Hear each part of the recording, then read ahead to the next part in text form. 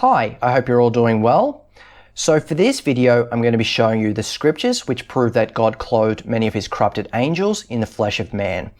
Now, because the very notion of this is going to be extremely difficult for many people to believe, what I'm going to do first is give you my testimony of how I came to know this, because if it wasn't for these events, I would never have asked the questions necessary to see it, much less believe it. So towards the end of 2017, I had just started dating a young woman from work. And on the very first date, I took her out to the beach. And about halfway through, she ends up telling me that in a few months' time, she's going to be leaving to move up north. So when I heard this, I was saddened by it, but it is what it is. But because I liked her so much, I wanted to continue dating her anyway, just in case that if she did come back, maybe we could pick things up again. So now scroll forward to the January. And I end up having this dream. And in this dream, I'm taking her to the railway station to say goodbye. And so when we arrive at this railway station, I realize it's actually an underground railway station. And there's a set of stairs that go up like this with a platform, and then another set of stairs, and then there's a big drop off. So we go up the first set of stairs and sit down. And I know in the dream, she's leaving at 10:30. And so I say to her, "You're leaving in 10 minutes, right?" And then all of a sudden this clock face appears, and the clock face reads 10:20, and then it disappears. And she says, "No, 5 minutes." And then the same clock face appears again, and it now reads 10:25. So I know for sure that she's leaving at 10:30.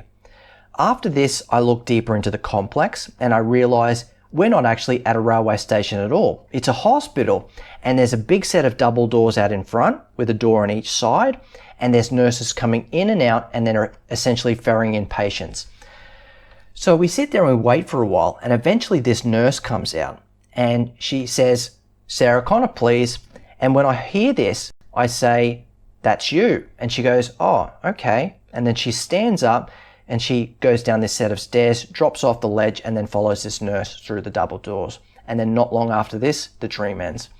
So from here on out, I'm going to call her Sarah, even though that's not her name. Now scroll forward to just before she's about to leave. And I hadn't told her the gospel yet. And I had this burning in me, you need to go tell her the gospel. Go tell her the gospel. You have to tell her the gospel. So we arranged to meet at a coffee shop after her yoga session, and I shared the gospel with her, and then not long after that, she leaves. So within a week of her leaving, I have another dream. And in this dream, I'm in a classroom sitting for a test. And there's probably 10 to 15 people in this classroom. And I look down on the desk in front of me and I see the test paper. And so I pick it up and I immediately look down at the bottom of the page to see how many questions are on it. And it reads 20 questions. After this, I look up the top of the page to read the first question. And it says, 1 in brackets, follow the path. And then there's a bunch of circles next to it with an arrow pointing at something on this side of the page, but I can't see it. It's like I have to scroll the page over to see what's there. And then I see more circles with 4 below those. And I realize that the point is actually to draw a line through each one of these circles to get to the other end. Now I want to do the test. So I look for something to write on, and I see on the desk in front of me my McDonald's Crew Trainer notebook that I had when I was 16 years of age. So I pick it up and I flip it over to the first page and I write 1 in brackets, Sarah. And then I realize I've actually made a mistake. The layout is wrong. So I flip it over to the next page and I write 1 in brackets, Sarah equals Arcanum. And then after this, the dream ends. As soon as I wake up, I think to myself, Arcanum, what does that mean? Is that even a word? And then I think, you know what, I'll check it in the morning. So I tried to go back to sleep, but I can't. It's bothering me. So I do actually eventually get up and I check on the word, and it turns out it is actually a word, and I'll look it up for you now. And the word means mysterious or specialized knowledge, language, or information, accessible or possessed only by the initiate. So the implication here is that whatever Sarah is this mysterious, specialized knowledge, and for whatever reason, I was being initiated into knowing it. And when I saw this, it immediately made me feel a bit uncomfortable because it's got clear occultic or hidden connotations to it. But there was also other things which had already told me that there was something different about Sarah. So for instance, just before she was about to leave, I had this thought that came out of nowhere. Go and check the number of days between your birthday and her birthday. And so I did, and the number was 2397. And this is something I would never do. So it was just completely out of nowhere. Anyway, this number 2397 immediately got my attention because the first part of that number, 239, has followed me around my entire life. So for instance, if you take the number 239 and you look it up in the Strong's Concordance, it means to weigh, test, or prove. And if you take my name, which means Yahweh is salvation, it is to weigh, test, or prove Yahweh is salvation, which is the crux of what my testimony is. So the reason I came to God in the first place is because God had given me the eyes to essentially see the gospel embedded into reality itself. And once I saw that, I knew unequivocally that the gospel was true and that Jesus was the only way to be saved. So this number, the first time I saw this number was actually when I worked at McDonald's. It was my McDonald's crew trainer, or my McDonald's employee punch-in number. And the reason I got that job in the first place is because when I was at the interview, I was being interviewed by two people, Frank Gower and Michael Cross. And Michael Cross was sitting there and he was looking through my resume, and he stopped on this small certificate that I had, which was a chess tournament win. And he was fascinated by this chess tournament win, and he started asking me questions after questions about this chess tournament.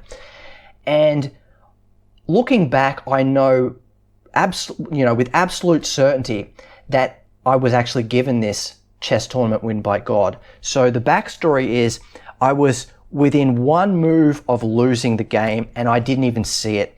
And then all of a sudden I started, my hands started moving the pieces and I started checking my opponent, and after about 10 to 15 moves, he ended up losing. And so now this certificate, this guy was fascinated with the certificate. And if you look up his name, it means Michael Cross. So Michael means one who is like God. And then Cross, it's a clear reference to Jesus. And Frank did not want to employ me. He could not see basically, how can you apply chess to flipping burgers?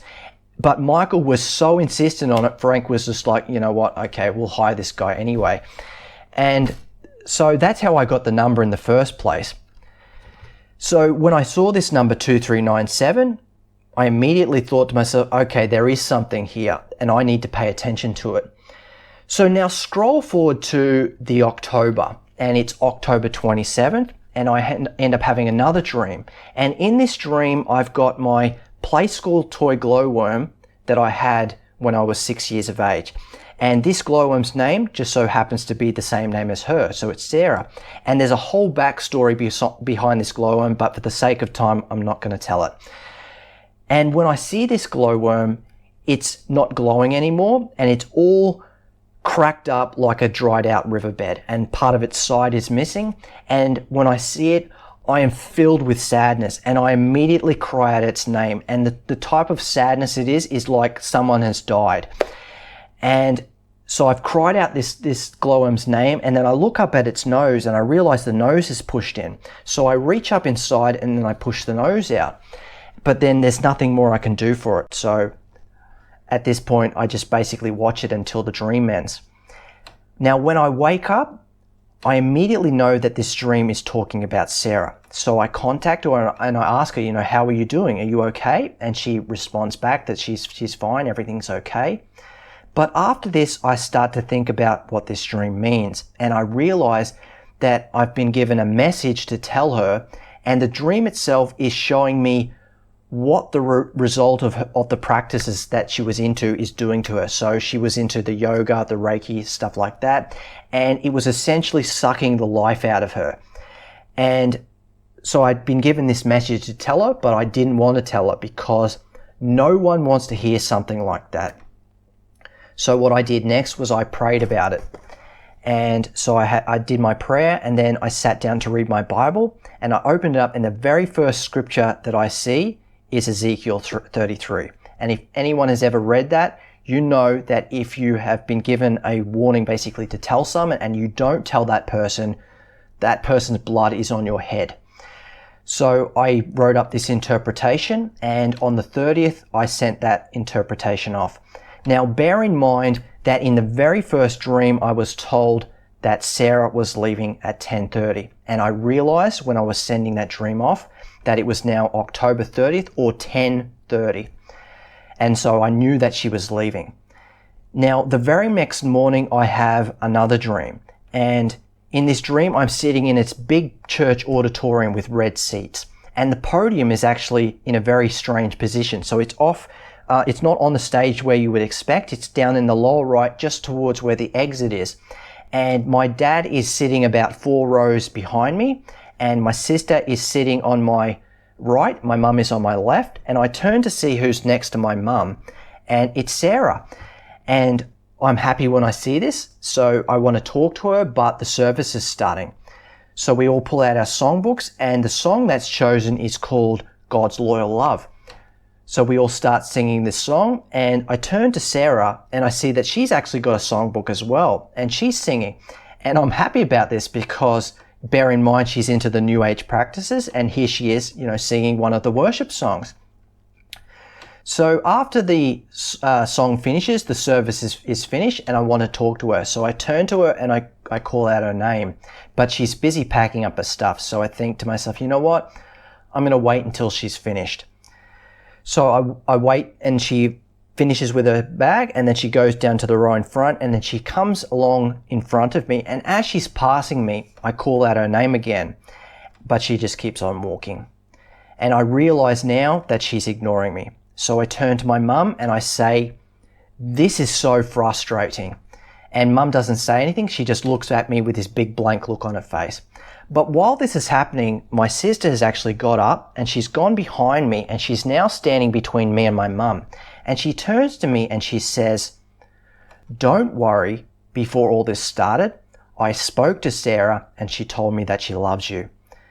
Now, when I heard this, I was immediately comforted by it, but at the same time, I was confused because I can honestly say that at no point has Sarah ever loved me. So I had no context to understand what I'd just been told. I knew that the dream was from God and that by extension it was true, but there was nothing in my worldview to account for this statement. Bear in mind that the Bible absolutely refutes reincarnation. So it says very clearly it's appointed for man to die once, and then there's the judgment. The only workaround is that if someone is still alive, God can take that person and put that person in another body.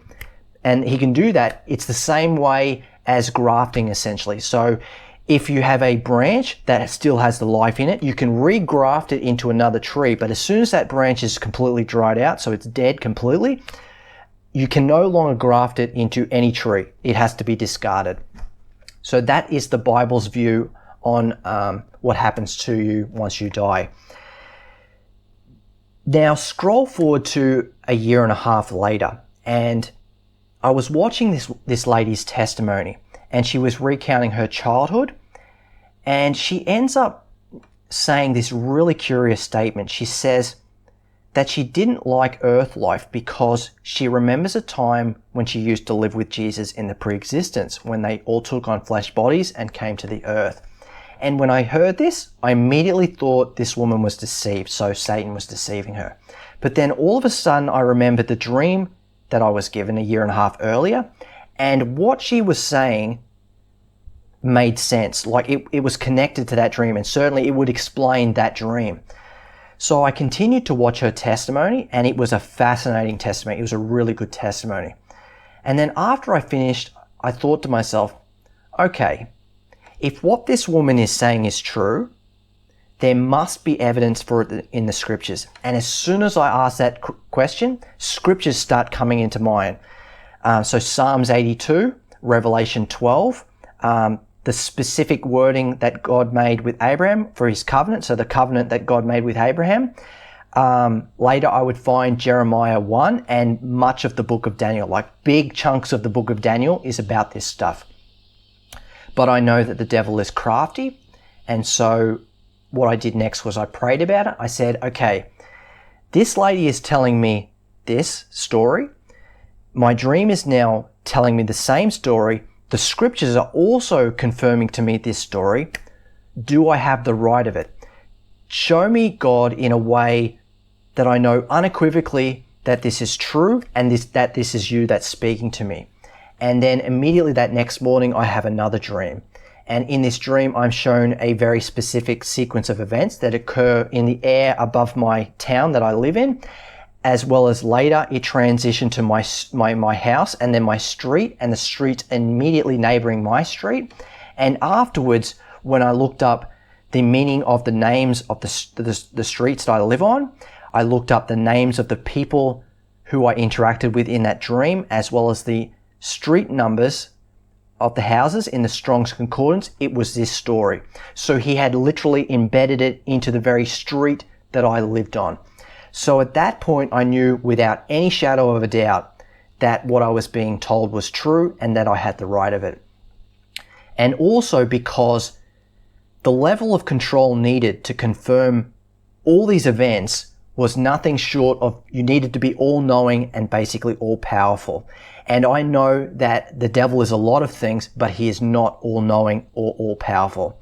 So for it to be the devil would have had to go, okay, in the 35th year of approximately of Josh's life, I'm going to basically tell him a story to spin you off down the garden path. So he's also going to want to know a certain level of proof. So I'm going to have to give him this certain level of proof. So I'm going to have to give him this path to follow. And then when he asks me, I'm going to have to make sure that he's born in a specific location and that all the streets which, they came into existence before he was born, I'm going to have to make sure that they're named a certain way, that he comes to live in a certain house. No. So it was absolutely God that was confirming this to me. So what I'm going to do now is I'm going to take you through the scriptures, beginning with Psalms 82. God standeth in the congregation of the mighty. He judgeth among the gods. How long will you judge unjustly and accept the persons of the wicked? Selah. Defend the poor and fatherless. Do justice to the afflicted and needy. Deliver the poor and needy. Rid them out of the hand of the wicked. They know not, neither will they understand. They walk on in darkness. All the foundations of the earth are out of course. I have said, ye are gods, and all of you are children of the Most High. But ye shall die like men, and fall like one of the princes. Arise, O God, judge the earth, for thou shalt inherit all nations. So the question is, who is God addressing here? And the answer, it's the sons of God. And we know this not only because verse 1 and 6 directly state it, but also because the judgment issued in verse 7 makes absolutely no sense otherwise. For starters, the statement, but ye shall die like men, becomes an utterly meaningless statement if we say that God is addressing man, because man already dies like man. While the second half of the verse makes no sense either, because the princes who fell, they were the angels in Genesis 6 who descended to the earth to take human wives. Now, at the tail end of the previous video, I spoke about how God divided up the nations at the conclusion of the Tower of Babel, and then he gave them to the sons of God as their inheritance. But that something had to have happened to these angels to cause them to lose their inheritance. So with that in mind, let's take another look again at verse 8. Arise, O God, judge the earth, for thou shalt inherit all nations. In other words, what this psalm is the court proceeding where God stripped those angels of their inheritance because they judged unjustly and showed partiality to the wicked. And so his judgment was to have them die like men and fall like one of the princes. And the only way to account for this is if they became men. So they were taken from the heavenly realm and born on the earth as men to reap in the same manner that they sowed. The next thing I'm going to show you is the wording of the covenant that God made with Abraham. Now, this covenant is found in several places in the Bible. So what I'm going to do is show you the first 3 accounts, beginning with Genesis chapter 15. And behold, the word of the Lord came unto him, saying, This shall not be thine heir, but he that shall come forth out of thine own bowels shall be thine heir. And he brought him forth abroad, and said, Look now toward heaven, and tell the stars, if thou be able to number them. And he said unto him, So shall thy seed be. And here's Genesis chapter 22. And the angel of the Lord called unto Abraham out of heaven the second time, and said, By myself have I sworn, saith the Lord, but because thou hast done this thing, and hast not withheld thy son, thine only son, that in blessing I will bless thee, and in multiplying I will multiply thy seed as the stars of the heaven, and as the sand which is upon the seashore, and thy seed shall possess the gate of his enemies. And here's Genesis 26. And Isaac went unto Abimelech, king of the Philistines, unto Gerar. And the Lord appeared unto him, and said, Go not down into Egypt, dwell in the land which I shall tell thee of. Sojourn in this land, and I will be with thee, and will bless thee. For unto thee and unto thy seed I will give all these countries, and I will perform the oath which I swear unto Abraham thy father, and I will make thy seed to multiply as the stars of heaven, and will give unto thy seed all these countries. And in thy seed shall all the nations of the earth be blessed. So in each of these accounts, God is directly referencing the number of stars as the number that he will multiply Abraham's seed. The question is why? Now, in the very first video of this series, I introduced you to an extra biblical text known as the Ascension of Isaiah. In chapter 10 of that text, it speaks about the descent of Jesus from the seventh heaven to the level of the firmament. Bear in mind that the firmament is also the dwelling place of the stars. So with that said, I'm going to show you two accounts. The first is Matthew chapter 2, and the second is Revelation chapter 1. Now when Jesus was born in Bethlehem of Judea, in the days of Herod the king, behold, there came wise men from the east to Jerusalem, saying, Where is he that is born King of the Jews? For we have seen his star in the east, and are come to worship him. When Herod the king had heard these things, he was troubled, and all Jerusalem with him. Then Herod, when he had privily called the wise men, inquired of them diligently what time the star appeared. And he sent them to Bethlehem, and said, Go and search diligently for the young child, and when ye have found him, bring me word again, that I may come and worship him also. When they had heard the king, they departed, and, lo, the star, which they saw in the east, went before them, till it came and stood over where the young child was. When they saw the star, they rejoiced with exceeding great joy. And when they were come into the house, they saw the young child with Mary his mother, and fell down and worshipped him. So if we take what we've just read here, and we plug it into the Ascension of Isaiah, what we have is Jesus descending through the different levels of the heavens, and then as soon as he reaches the level of the firmament, immediately this star appears in heaven, which the wise men see, and they associate with the imminent birth of the King of the Jews. And he had in his right hand 7 stars, and out of his mouth went a sharp two-edged sword, and his countenance was as the sun shineth in his strength. And when I saw him, I fell at his feet as dead. And he laid his right hand upon me, saying unto me, Fear not, I am the first and the last. I am he that liveth and was dead. And, behold, I am alive forevermore, amen, and have the keys of hell and of death. Write the things which thou hast seen, and the things which are, and the things which shall be hereafter. The mystery of the 7 stars which thou sawest in my right hand, and the 7 golden candlesticks. The 7 stars are the angels of the 7 churches, and the 7 candlesticks which thou sawest are the 7 churches. So here we have Jesus directly stating that the stars are the angels, which also means that the covenant that God made with Abraham was actually an agreement to use his seed to clothe his angels in the flesh of man. So now that we know this, I'm going to show you another account that mentions the stars of heaven. This one is found in Revelation chapter 12. And there appeared a great wonder in heaven, a woman clothed with the sun, and the moon under her feet, and upon her head a crown of 12 stars. And she, being with child, cried, travailing in birth, and pain to be delivered. And there appeared another wonder in heaven, and behold, a great red dragon, having 7 heads and 10 horns, and 7 crowns upon his heads. And his tail drew the 3rd part of the stars of heaven, and did cast them to the earth. And the dragon stood before the woman which was ready to be delivered, for to devour her child as soon as it was born. So here we have the dragon casting 1/3 of the stars of heaven to the earth with its tail, and then he stands before the woman waiting to devour her child as soon as it's born. Now I want to be clear, these stars that the dragon casts to the earth, they are not the devil's angels, and we know this because of verses 7 through 10. And there was war in heaven. Michael and his angels fought against the dragon, and the dragon fought and his angels, and prevailed not. Neither was their place found any more in heaven. And the great dragon was cast out, that old serpent called the devil and Satan, which deceiveth the whole world. He was cast out into the earth, and his angels were cast out with him. So in verse 4, it's the dragon casting 1/3 of the stars of heaven to the earth, but in verse 9, we read that the dragon and his angels are still in heaven, and they remain there right up until Michael and those who are aligned with him cast them to the earth.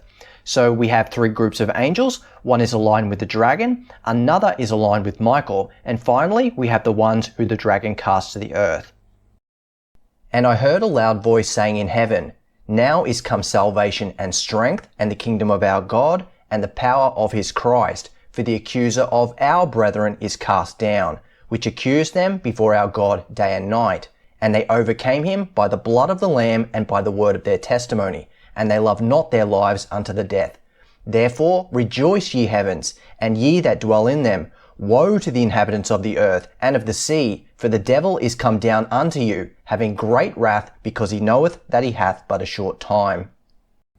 In other words, the people being redeemed through the blood of Christ, they are the brethren of the angels. So when you read in the scriptures about the prodigal son, or Jesus leaving the 99 to go get his one lost sheep, or God telling Jeremiah that he knew him before he formed him in his mother's womb, all of these scriptures are telling you this story. And once you have the eyes to see it, you will see it everywhere in the Bible, particularly in the book of Daniel. However, because much of Daniel also depends on knowing the identity of Mystery Babylon, I'm going to leave Daniel until the tail end of the next video. So until next time, thanks for watching.